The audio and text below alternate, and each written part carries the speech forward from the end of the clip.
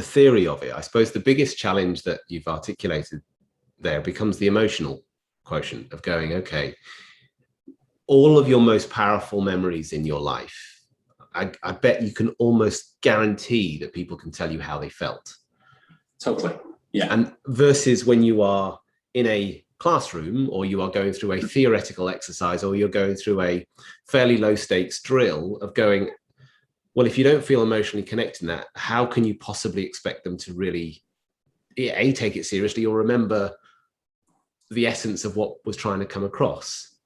Absolutely. And when we think about memory, and there's a lot more research done about memory and how we remember, and there's quite a lot of evidence to suggest that emotions and we remember feelings far more than we remember visual cues, etc., etc. So again, if you feel that, if you feel that, wow, that really scared me. Why did that scare me? Or what was missing? I was missing some form of communication. I was really annoyed and frustrated because the boss kept constantly asking me how I was. How's it going? What are we doing? Converse for a leader. Why did the guys all looked at me like, I've done something horribly wrong. I was only trying to help. Why did it not work? Unless you get that emotional attachment, as you rightly say, then the learning, you're struggling with the learning. It's difficult to get that learning achieved. So, yeah, it's the emotional tie that is the key to the memory part. I was told something early on in my career, and I can't remember what the context for it, whether it's sales or leadership or what, but it stuck with me. And it's that simple expression is, people will often forget what you say, but they will never forget how you made them feel. Yeah.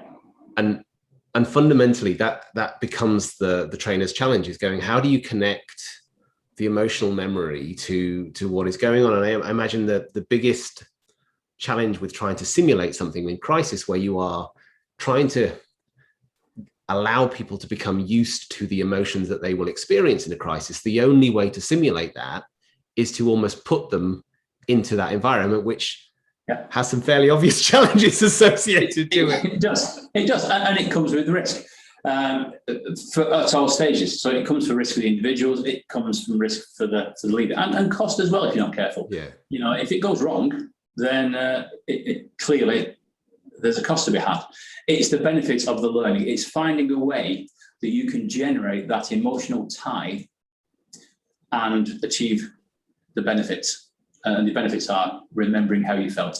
I mean, outside of the topic that we're about to move on to, what have been the particularly creative ways, agnostic of cost for a moment, that you've seen crisis be trained in the past that have actually had a really compelling experience? And actually, even allowing for cost, what you've seen that cost reward look like? Yeah, I've seen, again, I've not seen a great deal outside of the military.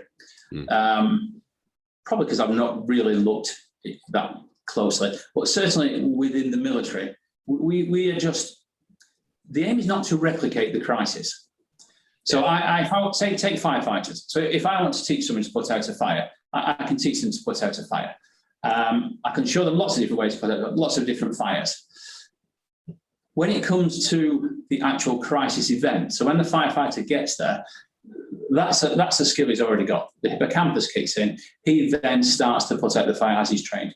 The emotional aspects, the external noises, those external factors that make it the crisis, that bring in the unfamiliarity. What is happening? It's an unfamiliar building. This is unfamiliar. That's the bit that's difficult to replicate. So what we try to do is you try to focus on a key area. And it may be something like communication is a classic one. Communication is always a challenge in any crisis. And it's probably one of the ones that gets the least attention paid to it. Again, outside of what we used to do. People think it will just work. Give me a radio, give me a mobile phone, and I'll just talk, and then that'll work fine. They don't appreciate that when people are doing that, they're not listening. The language that is used is different depending who you're speaking to, who you're talking to. And did he say this? Did he say that? Did she mean this? Did she mean that? What does she want me to do now? Why has this person not done what I've just told them to do? And I thought I was perfectly clear. So on the training side, rather than try to replicate a crisis, so you take into a corporate sector and you have a complete shutdown on all systems, you may want to focus on an element of that and say, right, how are they going to feel if they lose the ability to do this? So it's not going to bring the whole business to a standstill, but you're certainly going to impact a certain part and a certain group of them. And then you can really focus and you can push those people into that kind of red danger area. But again, it's about understanding what you're looking for. And it's about training those key elements. You're not trying to create the whole crisis event. You're trying to teach people how to cope with this uncertainty and this unfamiliarity. I've seen a couple of exercises. I've seen a few people that have worked on communication exercises where they use different techniques such as blindfolding people to try to install the communication. That works quite nicely, especially if there's things like trip hazards, because now you suddenly add an element of, oh, I might trip, I might. Who signed the waiver for that one? They're good, they're okay, but they're not fully immersive.